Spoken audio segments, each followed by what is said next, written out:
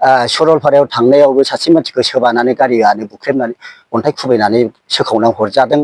दा बेनिखायनो बिथांनि गासै मावनाया रायजो सिबिनांगौनि अनगायै उल्था जागासिनो दङ हिसाबै जोङो बेखौ बोखारनानै जोङो गोदान सासे केन्डिडेट हरोबा मोजां। जोंहा कसिगाव समस्ति हिसाबै सासे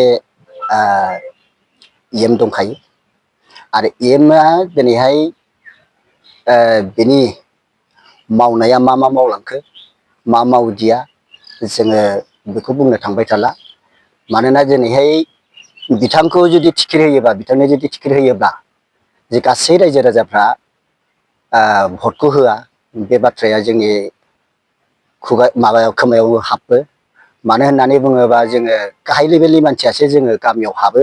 बे हिसाबै गाहाय लेभेलनि मानसिनियाव गासैबो बाथ्राफोरखौ रायजो राजाफ्रा जोंनि सिगाङाव बुङो हिसाबै जोङो मिथियो। जोङो होनबाय थादोंमोन जे जोंनि बे कसिगाव समस्तिया सासे सिटखौनो बोखारनानै हरनो हानाय मोनसे समस्ति आरो दिनैनि दिनावबो जोंहा देरहानाय समस्ति हिसाबै जोङो देरहानो थांगासिनो दंमोन। नाथाय बिथांखौ होयोबा दिनै जेनो। बे हिसाबै जोङो 14था प्राइमारिजों ज' जानानै जोङो रायज्लायदों जे बिथांखौ होआबा गाहाम जायो। मानो होननानै बुङोबा जोङो दंखायो एबा थाखानाय समस्तिखौ देरहाखानाय समस्तिखौ जोङो फेजेननानै लायोब्ला जोंनि खामानि मावनाया जोबोद खहा जागोन। बेनिखायनो जोङो खावलायदों जे जोंनि गेजेरावहाय गोदान सासे केन्डिडेट हरनांगौ आरो बे गोदान केन्डिडेटखौ हरनानै जोंखौ जोंनि समस्तिखौ बासायनांगौब्ला गोदान केन्डिडेट नांगौ हिसाबै जोङो दिनैहाय 14था प्राइमारिजों जोङो ज' रायज्लायनानै जोङो बे हाबाफारिखौ लानाय जादों। मानो होननानै बुङोबा बिथांखौ दिनैहाय बुंनो थाङोबा राजतन्त्र बादि बिथाङा खामानि मावगासिनो दङ। बिथाङा बिसि फिसाला लानानै बिथाङा राजनिति खालामो। सोरखौबा सोरनिबा हाबायाव सोरनिबा हिनजाव गोदानखौ सोबाबोनाय, सोरनोबा अबावबा पिकनिक जाहैयोब्ला सोरनिबा हिनजावखौ सोबाबोनाय बे रोखोमखौ जोङो नुबाय थादों। आरो बावैसो दाख्लैसो सरलपारायाव थांदों बिथांमोननि फिसालाया माखासे चेयारमेनफोरखौ लानानै बिथाङा बाहायबो सरलपारायाव थांनायावबो सासे मानसिखौ सोबानानै गारियानो बुख्रेबनानै अन्थाइ खुबैनानै सोखावनानै हरजादों। दा बेनिखायनो बिथांनि गासै मावनाया रायजो सिबिनांगौनि अनगायै उल्था जागासिनो दङ हिसाबै जोङो बेखौ बोखारनानै जोङो गोदान सासे केन्डिडेट हरोबा मोजां। आरो जुदि जोंनि समस्तियावहाय थाखानाय जेनाखि मानसिफोरखौ जुदि फसायाबा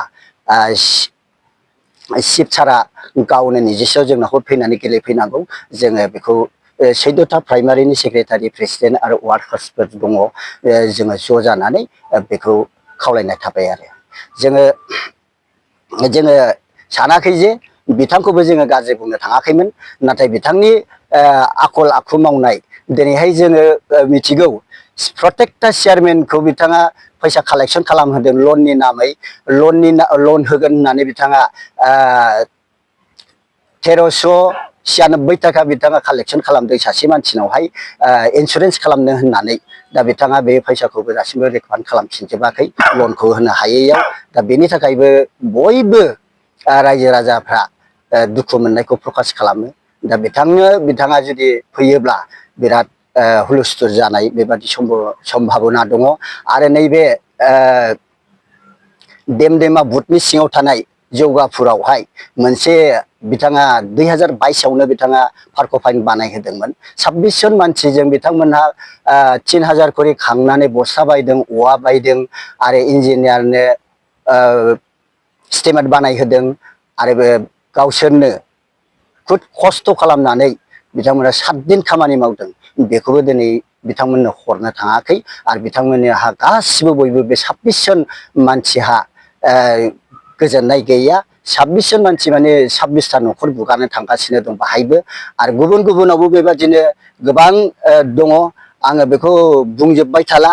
आरो बेबादिनो बिथाङा बुंदों जोङो प्राइमारि बडिफोरखौ जोंखौ बुंदों एबारावहाय आङो MCLA फान्डखौ नोंथांमोननो हरनाय जानाय नंला आंनो गामि गामि थांनानै सोरनावहाय लामा गाज्रि दं सोरनावहाय कालभार नांगौ बेफोरखौ आंनो बानायनानै हैसिगोन गामि गामि राननानै हैसिगोन होननानै बिथाङा बुंदोंमोन बे बाथ्राखौबो जोङो गामियावहाय प्रसार खालामनो गोनां जादों जे एबारावहाय EM सारा गावनो लामा माबा बबेबा कालभार बेफोरखौ गावनि फान्डजोंनो बानायनानै होफैसिगोन होननायाव रायजो राजाफ्रा जोबोद खुसि जादोंमोन नाथाय बिथाङा बेखौबो बानायनानै होफैनाय जायाखिसै बिनि थाखायनो दिनै कुसुगाव समस्तियाव बिथांखौ होयोबा जेननाया खाथां बियो जोंल' बुंनाय बाथ्रा नङा आरो जुदि जोंनि बे बुंनाय बाथ्राखौ जुदि फोथायाब्ला बिथांमोनहा मानसि फाथायनानैबो सोनानै हरनो हागोन नायदिंनो हागोन आरो थारैनो नोंथांमोना बेनि अनगायै जोंनावहाय जोंनि फसन्द बायदि केन्डिडेट गैया